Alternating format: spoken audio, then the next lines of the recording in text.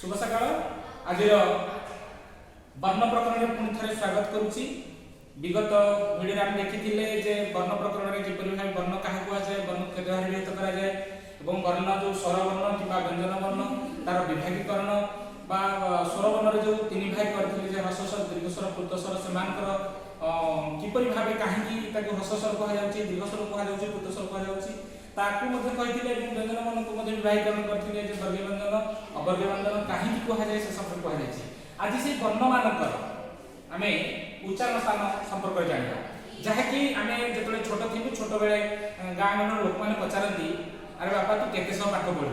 केते सौ पाठ पढ़ू आम अबाक हो जाऊ जे केते सौ माने सेमती किछि गोटे परिमाण अछि कि जे 200 400 500 600 एमती किछि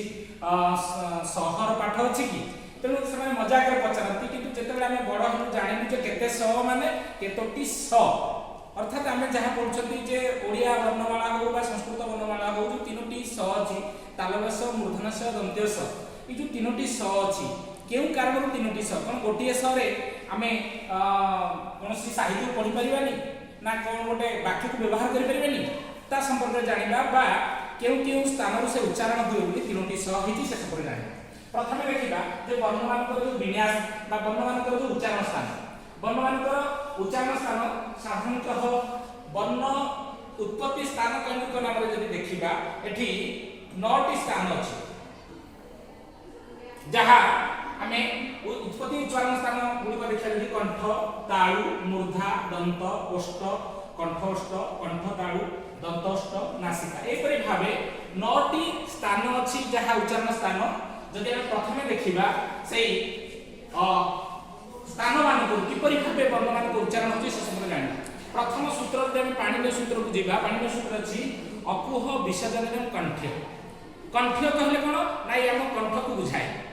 कंठर उच्चारण होता वर्ण मान को कंठ वर्ण बोली कहबा ताहले कंठ जो अच्छी से कंठर कौन उच्चारण होची हम जतले कोनसे गोटे वर्ण उच्चारण करबा अटा निश्चित भाव ए कंठर उच्चारण होची से परि अकुह विसर्जन कंठ्य जो कहली अ कहले हम साधारणतः अ एवं आ को बुझिबा अ कु कहले कु एक वर्ग कुचुटुत को एते उदित संस्कृतर पाणिनीय शिक्षा जब देखा निश्चित भाव कुचुटुत को कहले हम जहाँ ओडिया कचटता को कहते तेणु कु कहले क ख ग घ ङ ए पांचटी वर्गर ए क वर्गर पांचटी वर्ण को कु को बुझिबा तेणु अकुह विसर्जन ह माने ह जहाँ उष्म वर्ण एवं विसर्ग यही वर्ण गुड़िक आम निश्चित भाव कंठ वर्ण कहना कारण एमाने सब कंठर उच्चारण होती कंठर उच्चारण होम कंठ वर्ण कहू तत्पर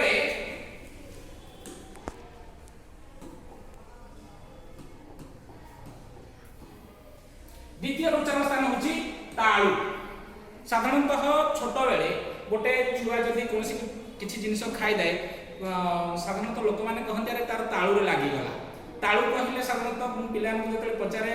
श्रेणी गृह पिलाने तालु कहले कपाल देखा प्रकृत ये तालु नुहे जीभर उपर भाग आम जो चा पीती चा पीला बेले जो उपर भागटा छाड़ी जाए ताको आम तालु कहू से तालु जो आम से उच्चारण करवा से वर्ण जो उच्चारण करूँ से वर्ण निश्चित भाव तार गोटे चाप सृष्टि करे से तालुरे तालु माध्यम दे वर्णटी उच्चारण होथिबारु ताको आमे तालव्य वर्ण कहू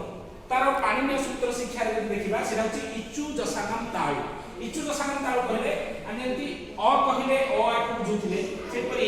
इचु ई कहले हर्ष एवं दीर्घ को बुझिबा चु कहले कुचुटु तुपुरु च वर्ग को आसी बाहरी च वर्ग ज छ ज छ य एवं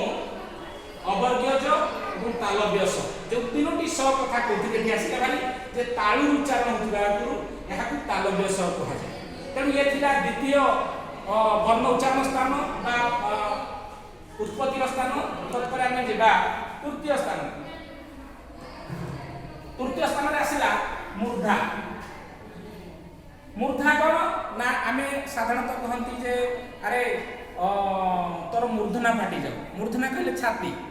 तो यही मूर्धारू जहाँ उच्चारण हुए आम मूर्धन्य वर्ण बोली कहू मूर्धन्य वर्ण कौन ना ऋतु रसायन मूर्धा ऋतु रसायन मूर्धा कहले कौन रु कहले साधारणतः हर्ष रूप और दीर्घ रूप को बुझा एवं टू कहले ट ठ ड ढ को बुझा एवं र एवं मूर्धन्य स यही वर्ण गुड़ी को आम मूर्धन्य बोली कहू এই মূর্ধন্য বর্ণ গুড়িক কোন হুয়ে না মূর্ধার উচ্চারণ হুয়ে। মূর্ধা কহিলে সাধারণতঃ আমার ছাতি ছাতি ভিতরু সে উচ্চারণ হইଥାଏ তার উৎপত্তি স্থান হচ্ছে মূর্ধা। তেଣୁ মূর্ধা ହେଇଥିବାରୁ ଏହାକୁ ଆମେ ମୂର୍ଧন্য বর্ণ। ଏ ଥିଲା ତୃତୀୟ ଉତ୍ପତ୍ତି ସ୍ଥାନ। ତତ୍ପରେ ଦେଖିବା ଆମେ ଚତୁର୍ଥରେ କଣ ଅଛି। ଚତୁର୍ଥରେ ହେଉଛି ଦନ୍ତ୍ୟ। जो दांत द्वारा आम कथा कही पार जो दांत नए जे पाकला हो जाए से कथा गुटे स्पष्ट आसे तेणु दंत साहाय्य किपर भाव आम उच्चारण करूँ जोड़ार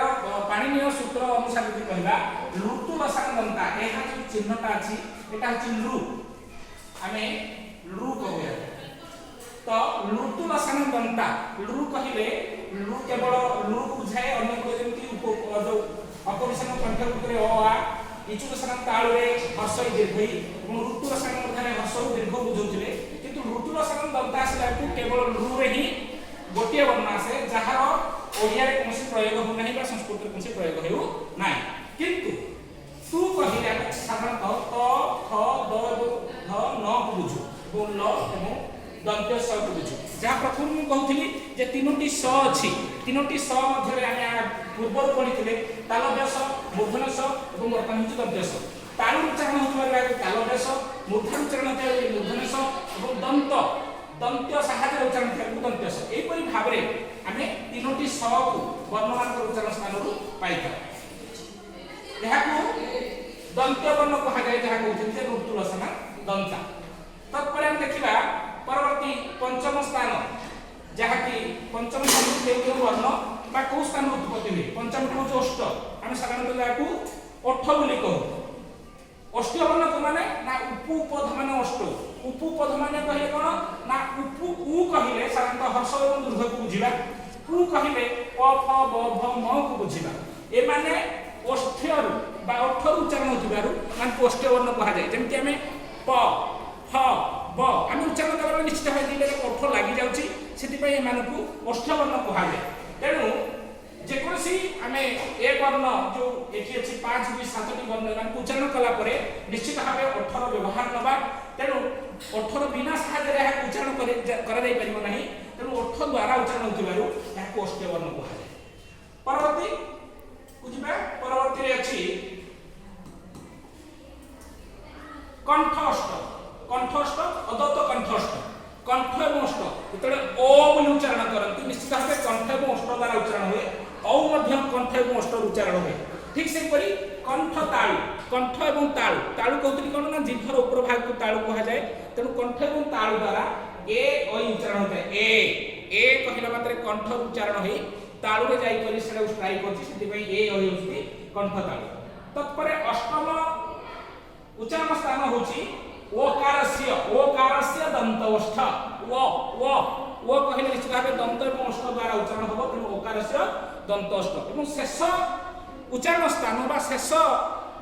वर्ण विन्यास यदि जीवा सेटा होची नासिका साधारणतः नासा द्वारा आमे जहा द्वारा ध्यान शक्ति को आमे जानि पारु सेही नासा द्वारा कोन हुए ना यम वनन अनुनासिक च यम वनन अनुनासिक अर्थात नासा एवं मुख द्वारा जहाँ उच्चारण हुए ताहाको आमे अनुनासिक वर्ण कहू से अनुनासिक वर्ण को माने ना उ य ण न म कहबा को गले कचट तप बा कुचुट तुपु जो पांचटी वर्ग अछि से वर्गर शेष वर्ण गुली को आमे कोन कहू ना नासिकीय वर्ण कहू कोन पई ना मुख एवं नासिका द्वारा उच्चारण होतिबारु याकू नासिकीय वर्ण कहा जाय आशा करछि पिला माने निश्चित भाबे समस्त वर्णमान को उच्चारण स्थान संपर्क जानि पारथिबो आशा करूची परवर्ती मुहूर्त रे जते वीडियो अपलोड कर निश्चित परवर्ती मुहूर्त तुम देखि पारिबो भलो बुझि पारिबो आजिर कार्यक्रम देखि रहउची धन्यवाद।